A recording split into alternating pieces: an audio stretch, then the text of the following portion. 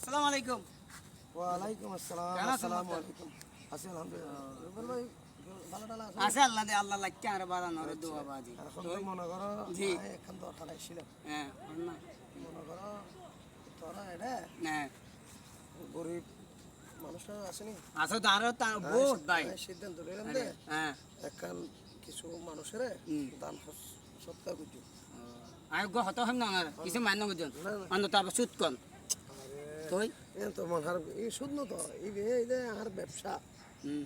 I সুদ ন খাই এই যে ব্যবসা মনে করো তুই আর 5,000 তোর লাগে ইমার্জেন্সি তুমি কোনো মিকে নবাইতে লাগবে তো এখন আয় তোরা দিস তুই দিদি বেতা এনে দিত নবাই তুই ব্যবসা হিসাবে তোরা 5,000 টাকা দি তুই হারাই ব্যবসার পলিসি হিসাবে তুই আর কিছু টাকা বাড়াই দিতে লাগবে তো ব্যবসা করে দেয় আর গো হত হম না রে। অন্তত 5 তো নামাজ পড়লে বুতুন আল্লাহ তার কবুল করতে উনো।